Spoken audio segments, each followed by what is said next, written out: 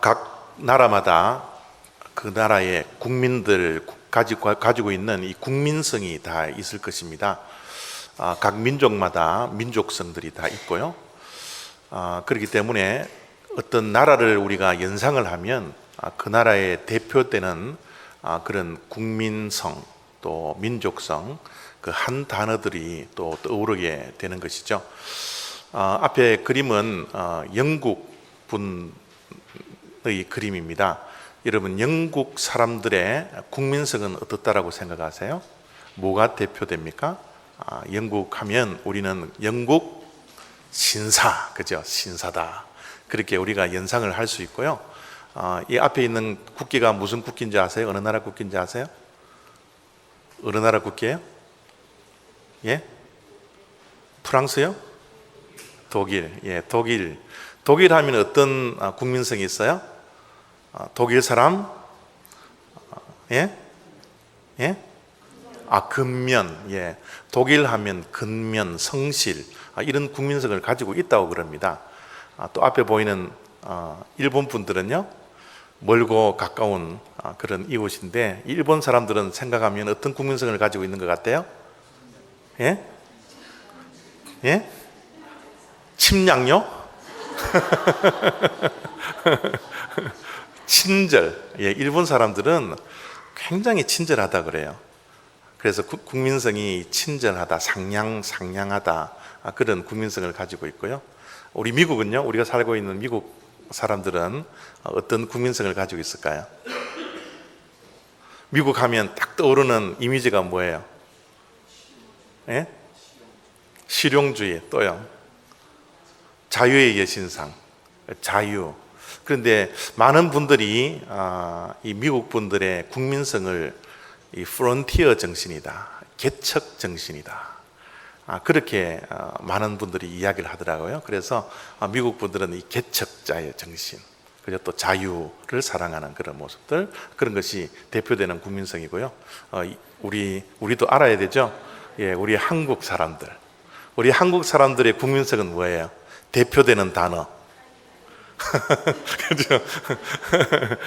여러분, 인터넷에 가서 조사해 보면요, 한국의 대표적인 국민성이 빨리빨리랍니다.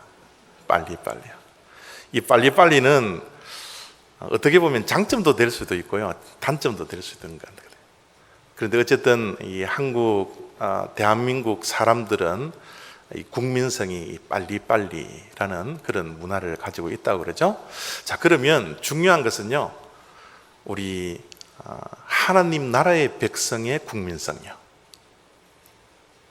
우리는 예수 그리스도를 믿고 또 예배하는 자로서 우리가 하늘나라의 시민권을 가지고 있는 하늘나라의 국민들인데, 이 하늘나라의 국민들은, 하나님 나라의 국민들, 백성들은 과연 어떤 것이 국민성으로 대표될까? 여러분, 무엇이라고 생각하세요? 무엇이라고 생각하세요? 오늘 이것에 대한 답을 말씀을 통해서 좀 찾아보려고 합니다. 우리 대한민국의 사람들은 빨리빨리라는 문화 속에 우리가 국민성 속에 살아가지만, 하늘나라의 이 국민성을 가진 우리들은 어떤 국민성을 가지고서 살아가야 할까? 오늘 우리가 읽었던 3장 10절을 보면, 이러므로 하나님의 자녀들과 마귀의 자녀들이 드러나나니 무릇 의를 행하지 아니하는 자나 또는 그 형제를 사랑하지 아니하는 자는 하나님께 속하지 아니하니라. 여러분, 하나님의 자녀, 마귀의 자녀, 이것이 확연하게 드러난다는 거예요. 하나님 나라의 백성들, 사단 나라의 백성들, 확연히 드러나는 분명한 기준이 있는데, 그 기준이 뭐라고요? 의와 사랑이라는 겁니다. 올바르게 행동하는 것, 그리고 사랑. 이 두 가지가 하나님 나라의 백성이냐 사단 나라의 백성이냐를 구분짓는 국민성이 되더라는 거죠.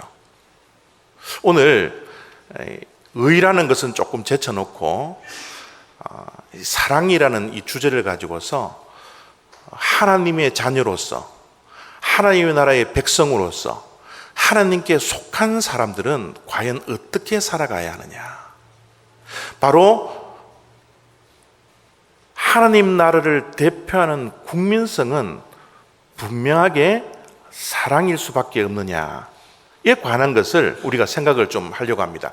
여러분, 제가 이 말씀을 준비하기 전에 여러분들의 생각과 조금 달랐는지는 모르겠지만 하나님 나라를 대표하는 이 대표성의 단어는 믿음이라고 저는 생각했어요. 왜냐하면 우리가 믿음으로 하나님의 자녀가 될 뿐만 아니라 믿음을 가지고 있어야지만이 하나님께 속한 사람이 되잖아요. 그래서 저는 사랑보다는 믿음이라는 단어를 훨씬 더 많이 생각하고 또 그렇게 알고 왔었는데, 오늘 사도 요한은 분명하게 하나님께 속한 자, 하나님 나라의 백성들의 대표되는 언어는 사랑이다, 그렇게 말씀을 하고 있는 것이죠. 물론 사도 요한도 믿음을 배제시키지는 않습니다. 말씀의 전체적인 흐름을 보면 믿음은 우리들에게 구원을 주지만 믿는 자로서, 구원을 받은 자로서의 증거는 분명히 사랑의 모습으로 나타나야 된다는 거죠. 어떻게 보면 믿는 자는 반드시 사랑을 할 수밖에 없다라는 것. 우리가 하나님 나라의 국민으로서, 하나님 나라의 백성으로서 하나님께 속한 자라면 우리는 반드시 사랑이라는 이 언어를 가지고서 사랑의 모습으로서 증거될 수밖에 없는 사람이 될 수밖에 없다는 것을 이 사도 요한은 우리들에게 사랑을 이렇게 강조하고 있는 것 같아요. 예수님도 제자들에게 이렇게 말씀을 해주셨습니다. 너희가 서로 사랑하면 이로써 모든 사람이 너희가 내 제자인 줄 알리라. 우리가 예수님의 제자인 것을 어떻게 알아요? 예수님을 믿는다고요? 아니라는 거예요. 여러분, 죄송하지만 귀신들도 예수님을 믿습니다. 믿음이 우리가 예수님을 믿는 제자의 모습으로 보일 수가 없다라는 거죠. 우리가 예수님의 제자라고 모든 사람들이 알 수 있는 것은 뭐라고요? 우리가 서로 사랑할 때. 예수님이 부활하시고 나서 제자들에게 나타나셨습니다. 제자들에게 나타나셔서 특별히 베드로에게 나타나셔서 묻는 질문이 3가지가 있었습니다. 뭐예요? 너가 나를 믿느냐? 너가 나를 정말 믿느냐? 너가 나를 진짜 믿느냐? 예수님은 믿음을 확인하지 않았습니다. 예수님은 베드로에게 나타나셔서 너가 나를 사랑하느냐? 너가 나를 정말 사랑하느냐? 진짜 사랑하느냐? 베드로에게 사랑을 확인하였어요. 오늘 우리들에게 주님께서 오셔서 무엇을 확인할까요? 너 나를 믿느냐? 라는 질문보다는 예수님께서 베드로에게 나타나셔서 확인하셨던 그 사랑을 묻지 않겠습니까? 너희가 나를 사랑하느냐? 너희끼리 서로 사랑하고 있느냐? 그 사랑을 주님께서 오늘 또 우리들에게 확인하고 싶더라는 것이죠. 여러분, 예수를 믿는다고 하면서 이 사랑이라는 증거물이 나오지 않으면 어떻게 보면 그 믿음이 반쪽짜리 믿음, 가짜의 믿음, 거짓 믿음인지 모른다라는 거예요. 그래서 오늘 사도 요한은 끊임없이 우리들에게 이 사랑이라는 것을 충격적으로 우리들에게 말씀을 전하고 도전시키고 있습니다. 14절, 우리는 형제를 사랑함으로 사망에서 옮겨 생명으로 들어간 줄을 알거니와 사랑하지 아니하는 자는 사망에 머물러 있느니라. 여러분, 충격적이지 않나요? 사랑함으로써 우리는 사망에서 옮겨 생명으로 들어간 줄을 우리가 아노라. 저 말은 뭡니까? 구원받은 자들을 지금 지칭하고 있지 않나요? 여러분, 우리가 생각할 때 우리가 아까도 말씀드렸지만 믿음으로 우리가 구원을 받는 것이지 우리가 사랑함으로써 구원을 받는 건 아니잖아요. 그럼에도 불구하고 사도 요한은 끊임없이 사랑함으로써 우리가 사망에서 옮겨 생명으로 구원받은 사람이 되었다라고 이야기를 하고 있는 거예요. 심지어 사랑하지 아니하는 자는 사망에 머물러 있느니라. 사랑하지 않는 자는 여전히 구원받지 않은 사람으로 지칭하고 있는 겁니다. 기독교의 역사를 보면요, 많은 이단들이 생겼는데 그 이단들의 정죄는 어떻게 생겨진 건가요? 구원의 방법에 있어서 예수를 믿는 그 믿음 이외에 다른 구원의 방법이 있으면 기독교의 역사에서 모든 자들을 정죄하고 이단에 처해버렸습니다. 또 말씀도 동일합니다. 주 예수 그리스도를 믿으라. 그리하면 너와 내 집이 구원을 받으리라. 구원을 받는 것은 항상 믿음과 연관시켜서 말씀을 해주시고 있는데도 불구하고 지금 사도 요한은 믿음을 배제시켜 놓고 어떻게 해요? 사랑해야지 우리가 구원받은 자다. 사랑하는 자가 죽음에서 생명으로 옮겨진 사람이다 라고 끊임없이 강조를 하고 있죠. 또 15절에 보면 더 충격적인 이야기를 합니다. 그 형제를 미워하는 자마다 살인하는 자니 살인하는 자마다 영생이 그 속에 거하지 아니하는 것을 너희가 아는 바라. 형제를 미워하는 것이 살인한대요.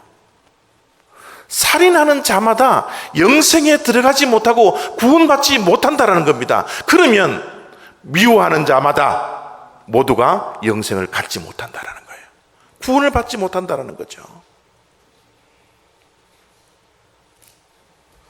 여러분의 신앙생활을 한번 돌이켜 보세요. 우리는 이 땅에서 이 땅의 법은 내가 무엇을 도덕적으로 잘못되어져 있고 또 실형법을 어겨서 우리가 감옥에 갇히는 거지만 하나님 나라의 법은 우리의 마음속으로 누군가를 미워해도 그것이 살인하는 죄요. 살인하는 자마다 우리는 심판에 이른다라고, 영생이 그 속에 있지 아니한다고, 구원을 받지 못한다라고 주님께서는 말씀하시고 있는 거죠. 세상의 법과 하나님 나라의 법은 그 차원이 달라버리더라는 겁니다. 우리가 미워하면, 누군가를 미워하면 하나님께서 우리를 구원해 주시지 않는다라고 그렇게 말씀을 하시고 있는 겁니다. 여러분, 우리가 구원받았다라고 우리가 확신을 가지는 것이 우리 신앙생활에 너무 중요하거든요. 제가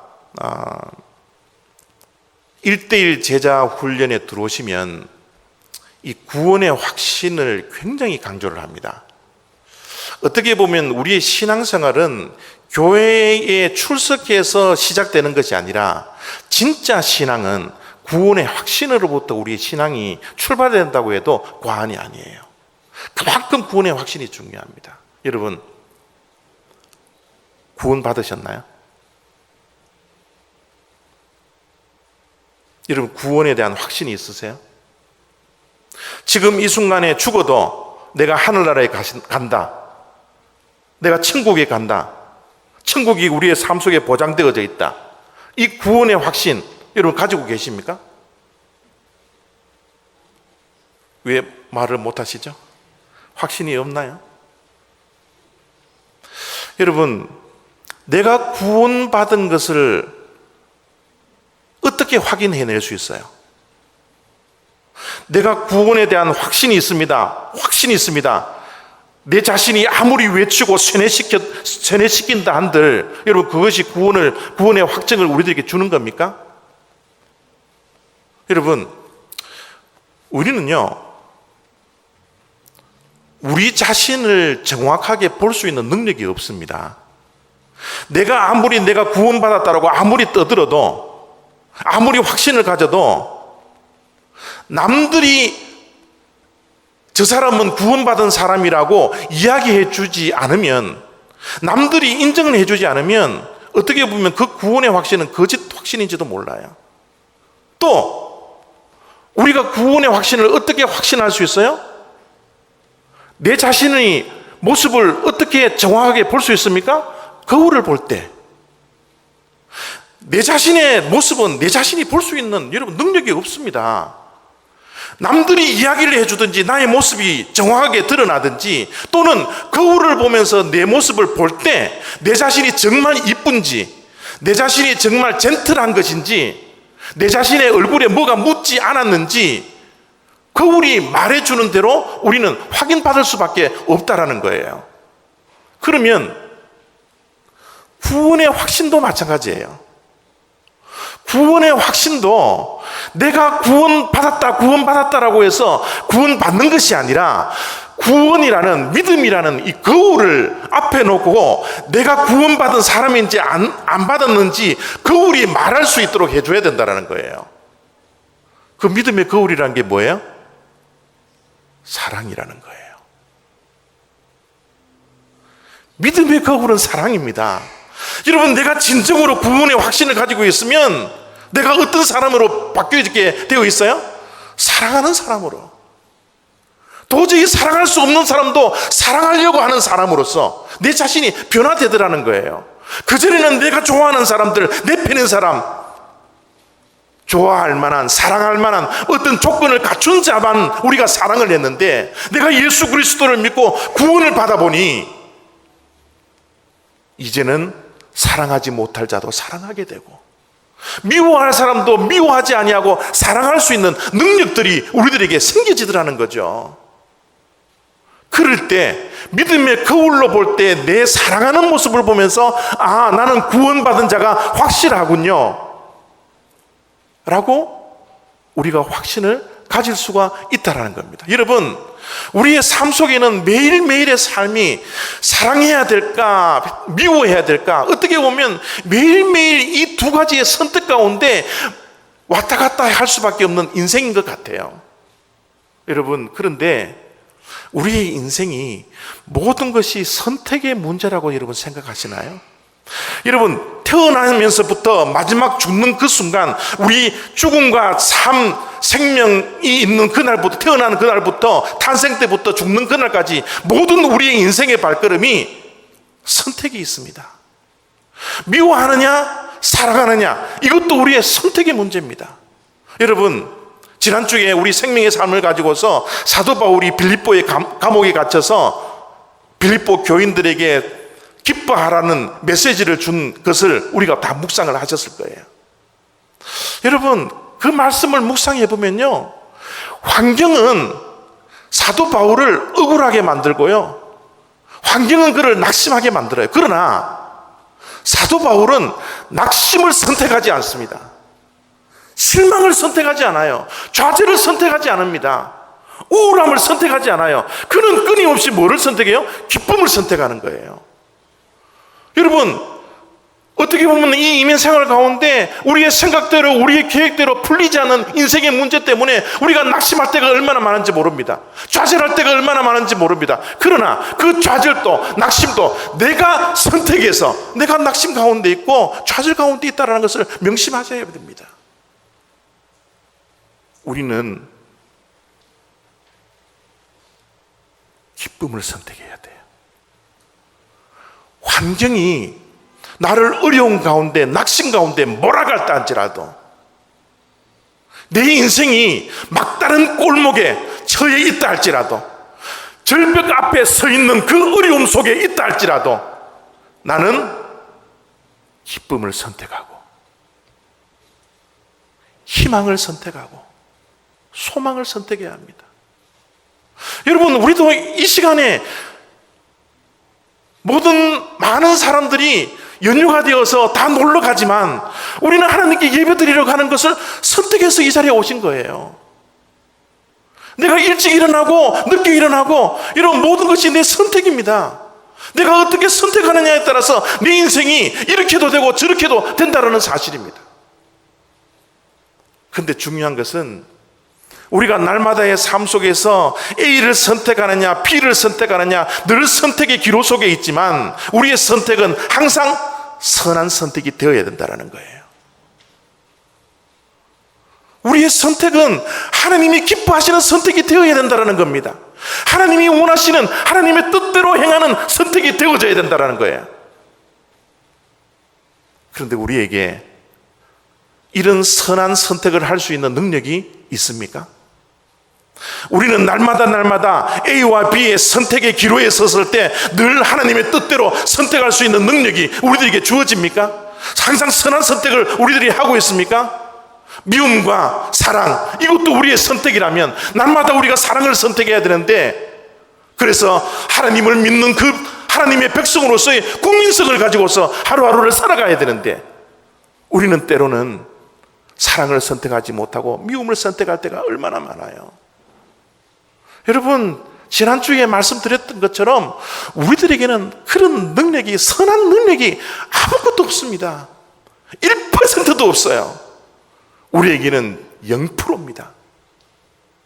그러면 이 0%의 이 죄 많은 인생, 허물 많은 인생, 부족한 인생, 어떻게 우리가 날마다의 삶 속에서 선한 선택, 하나님이 원하시는, 하나님이 뜻하시는 그 선택, 좋은 선택을 할 수 있을까요? 하나님과의 관계입니다. 하나님과의 사귐이에요. 여러분, 사도 요한이 사랑이라는 이 거대한 성경의 주제를 이야기하기 전에 가장 먼저 1장에서 우리들에게 고민한 게 뭡니까? 우리에게 확인한 게 뭡니까? 하나님과의 관계를 가지라는 거예요. 하나님과의 사귐이 있느냐는 거예요. 하나님과의 얼마나 밀접한 관계 속에서 하루하루를 살아가느냐는 거예요.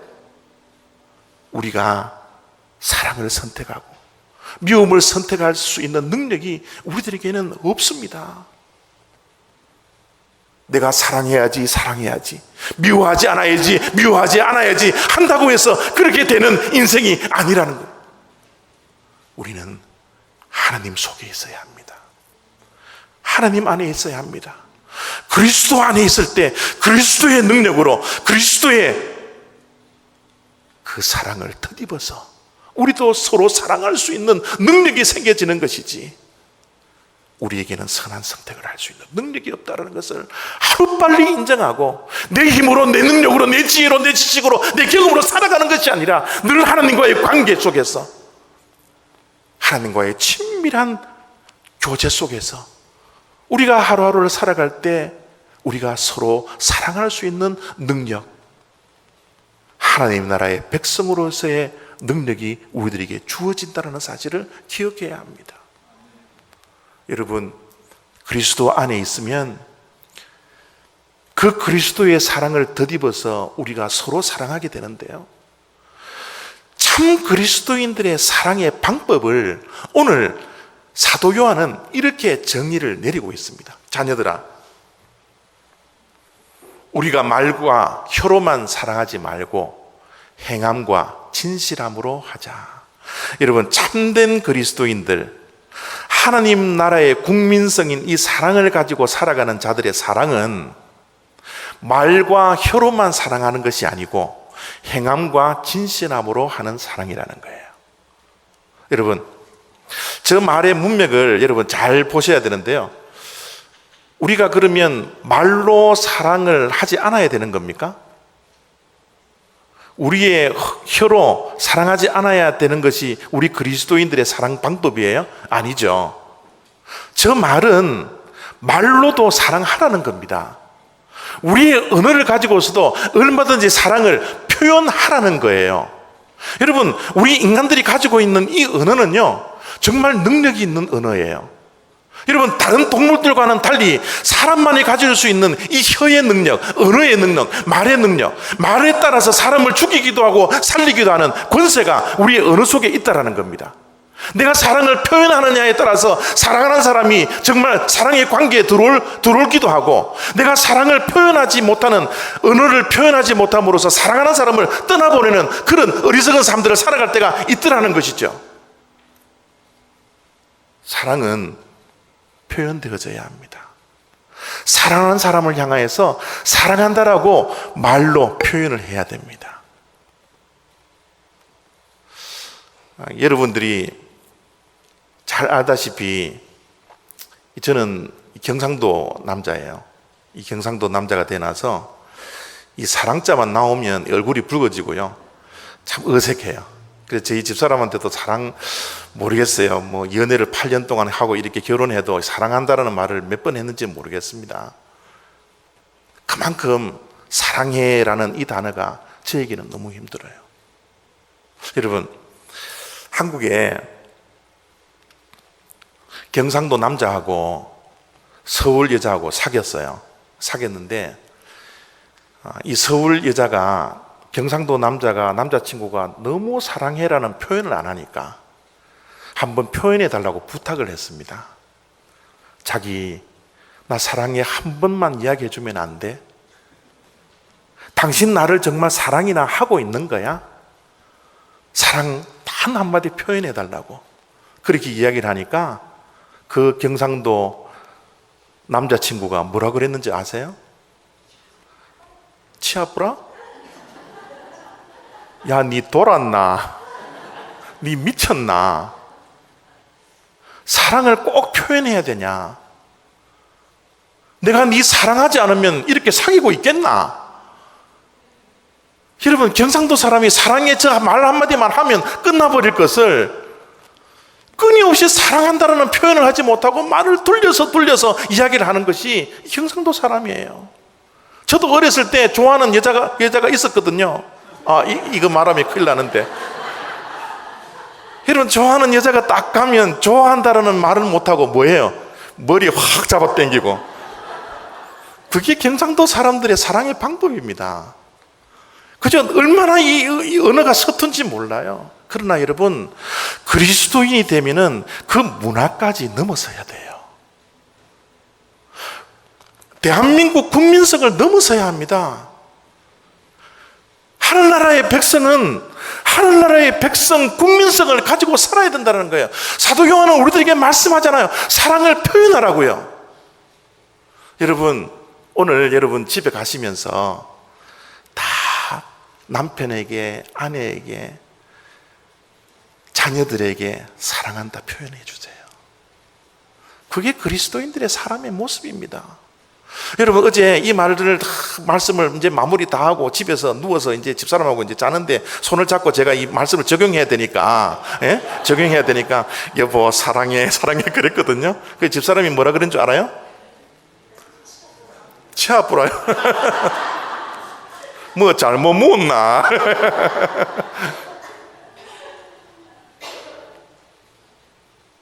표현하십시오. 표현하는데 사랑은 표현만 하기 때문에 문제가 되는 거예요. 그죠? 오늘 말씀을 보십시오. 자녀들아, 우리가 말과 혀로만 사랑하지 말고 뭐로 하라고요? 행함으로 하라는 거예요. 말로만 하는 사랑은 그리스도인들이 하는 사랑의 방법이 아닙니다. 어떻게 해요? 행하라는 거예요. 여러분, 사랑은 동사라는 말 많이 들어보셨죠? 사랑은 움직이는 거예요. 그런데 사랑을 명사로만 생각하시는 분들이 있어요. 명사는 뭡니까? 가만히 혼자 떡 서 있는 거예요. 형용사가 꾸며주도록.